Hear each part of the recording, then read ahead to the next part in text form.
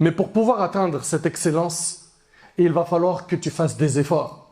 Et on le sait qu'aujourd'hui, c'est très difficile de s'isoler. Pourquoi? Parce qu'on est pollué, psychologiquement parlant. On est pollué par quoi? Par les écrans. Les écrans. Le smartphone. Regardez comment on réagit avec notre smartphone. Toutes les minutes, on le sort pour regarder, c'est une notification. Pour regarder les réseaux sociaux. Pour regarder les stories des gens. Les commentaires des gens. Est-ce que j'ai eu un like? Est-ce que j'ai eu un commentaire? Qui a dit quoi? Mais tu es pollué psychologiquement. C'est normal que c'est très difficile pour toi de t'isoler avec Allah. Tu es un brouilleur. J'en ai déjà parlé de ça dans mes conférences. Dans les mosquées, des fois, il y a des brouilleurs. Ce brouilleur-là, cet appareil fait qu'il n'y a pas de réseau. Tu ne captes pas. Il y en a, ils n'arrivent pas à capter le réseau spirituel. Pourquoi? Il y a un brouilleur, c'est le smartphone. Il leur pollue l'esprit. Ils prient, ils pensent au smartphone. Ils pensent à la dunya. Ils pensent à l'argent. Ils pensent à ses amis. Ils pensent à sa famille. Quand est-ce que tu penses à Allah? Quand? Même dans la salat. Il y en a certains qui ne pensent pas à Allah. Dans la salat. Mais c'est à quel moment que tu vas penser à Allah si dans la prière tu n'y penses pas? Chacun d'entre nous doit donc se remettre en question. On doit donc enlever ce brouilleur de notre cervelle. L'amour de la dunya, de la renommée, de la célébrité.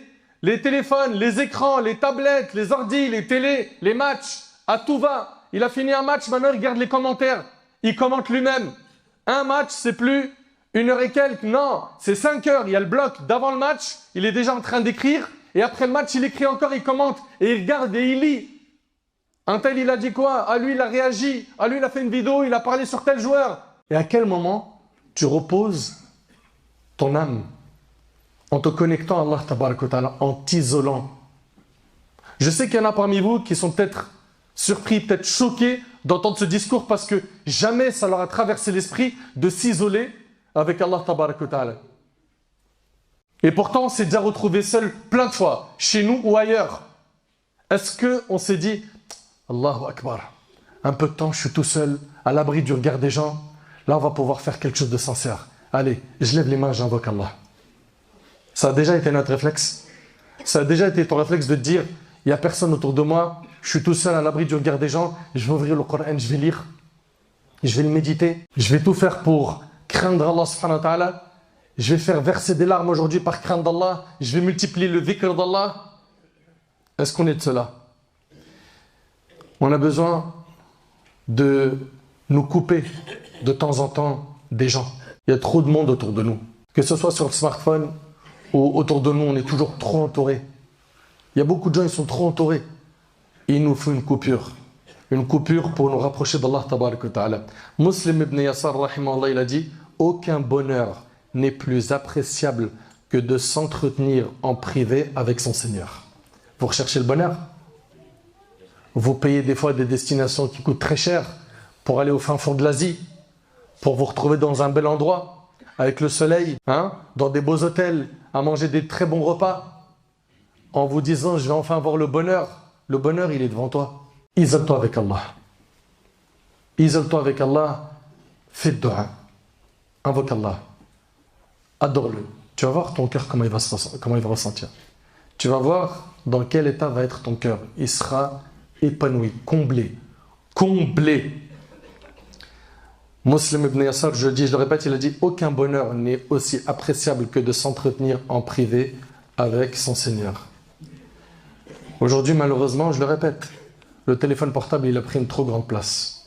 Au point où quand quelqu'un il voit qu'il a 3% de batterie, 2% de batterie, il fait un malaise. Il fait un malaise, on dirait un drogué. Vous avez vu le drogué quand il va, excusez-moi de l'exemple, mais vous avez vu dans nos cités quand quelqu'un il vient pour se faire fournir de la drogue, comment il est dans un mauvais état, et là il cherche n'importe quel petit bout de drogue juste pour s'apaiser un peu. Et bien il y a des gens aujourd'hui qui sont devenus drogués de téléphone. Dès qu'il a plus de batterie, dès qu'il a presque plus de batterie, il cherche un chargeur comme quelqu'un cherche de la drogue. Il vient de voir comme un vrai drogué. Et il te parle comme un drogué, il me faut un câble s'il te plaît, il faut juste que je le branche vite s'il te plaît. Juste sauve-moi la vie. Mais pourquoi? C'est pour des appels urgents, c'est pour le travail, c'est pour ta famille? Non, même pas pour tout ça. C'est pour le Snapchat, pour Facebook, pour TikTok, pour Instagram. Ces applications t'ont mis dans cet état. Tu es devenu l'esclave des applications. Mais franchement, on n'a pas honte. Quand vous regardez un peu le report d'heures sur vos smartphones, ça vous fait pas peur? Quand vous regardez combien de temps vous êtes resté par jour ou par semaine? Et en parallèle, compte combien de temps tu as lu le Coran pendant cette semaine-là. Tu as fait combien d'heures de smartphone? 10 heures par semaine? 15 heures? 20 heures par semaine? Très bien. Et le Coran? 5 minutes. Vous trouvez ça normal? Et après on dit, moi j'aime le Coran, j'aime le dîn. Mais nous, la preuve. T'aimes ton smartphone, t'aimes les likes, t'aimes la vie des gens plus que le Coran. C'est pas normal ça. Et ça doit changer. Tire le frein. Sois pas un esclave de tes passions. Contrôle-toi.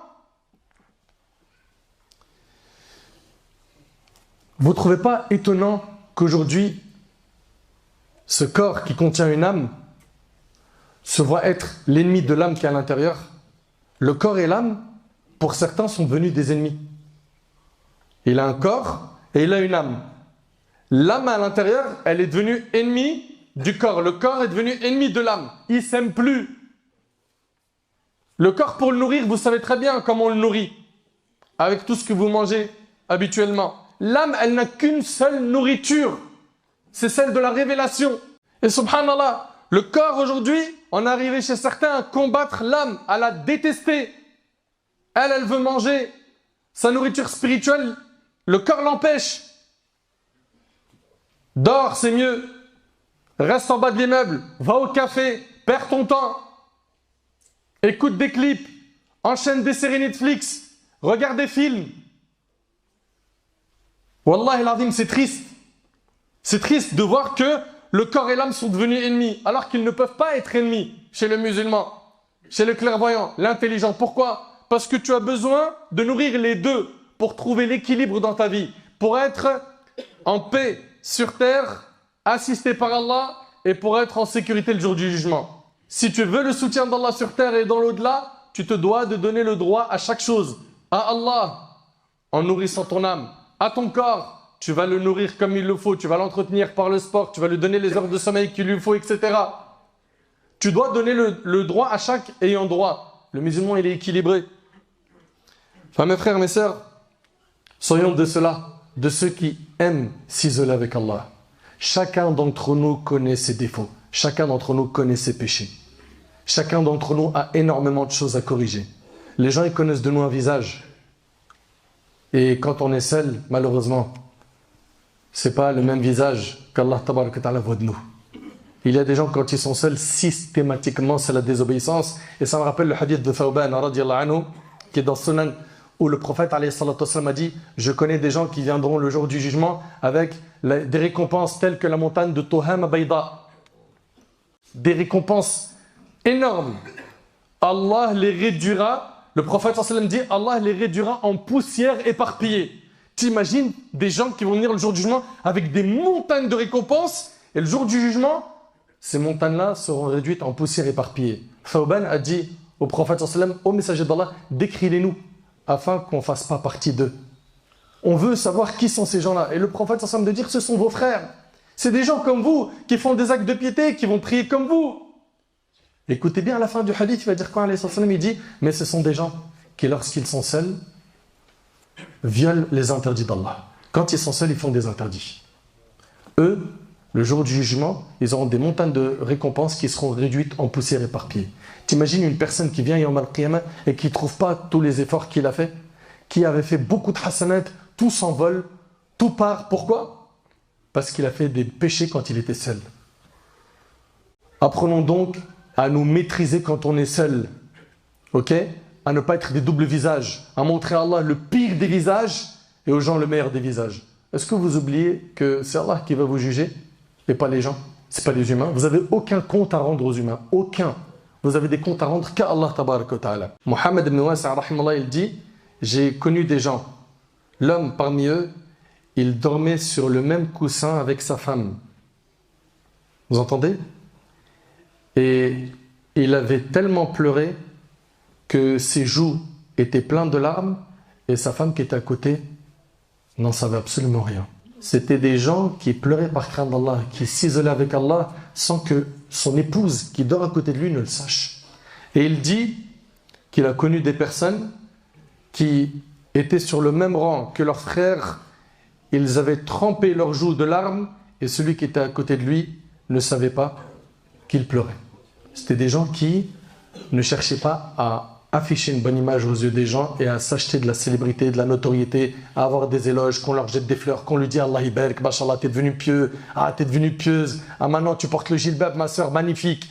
Et il y a des gens malheureusement qui vont faire ces actions pour que les gens disent de Allah ibarak, mashallah. Bien évidemment, je ne suis pas en train de blâmer le jilbab ou les vêtements amples ou la sunna extérieure. Mais quand tu le fais pour les gens, mais quel échec!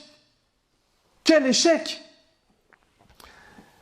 Mes chers frères, mes chères sœurs, chacun d'entre nous doit donc faire le nécessaire. Pourquoi? Pour avoir des moments de solitude avec Allah tabarak wa ta'ala. Dans le hadith rapporté par Bukhari Muslim sur Abu Huraira, le prophète a dit, Allah Azza wa Jal a dit, je suis selon l'opinion que mon serviteur a de moi et je suis avec lui quand il me mentionne. S'il me mentionne en lui-même, si toi tu mentionnes Allah quand tu es seul, tu fais du dhikr, tu vas faire dua, etc., je le mentionne en moi-même. Il va te combler de miséricorde, de pardon. Et s'il me mentionne dans une assemblée, si tu parles d'Allah dans une assemblée, Allah il va parler de toi dans une assemblée meilleure que la sienne, c'est celle des anges, al-malaika. Et subhanallah, dans le hadith, il dit, s'il s'approche de moi d'un empan, je m'approche de lui d'une coudée. S'il se rapproche de moi d'une coudée, je me rapproche de lui d'une brasse. S'il vient à moi en marchant, je viens vers lui en me pressant. Si tu fais quelques pas vers Allah, tu vas être énormément récompensé. Subhanallah, peu d'efforts dans la religion, dans ta pratique religieuse, font que tu as beaucoup de hasanat. Imagine quelqu'un qui fait beaucoup d'efforts. Qu'est-ce qu'il récolte comme récompense? Soyons donc comme le prophète Moussa alayhi salam, qui a dit dans le Coran « Wa'ajiltu ilayka rabbi litarda » et je me suis hâté vers toi, Seigneur, afin que tu sois satisfait. Sois donc de ceux-là, de ceux qui vont se hâter. Pense au jour où tu seras dans ta tombe.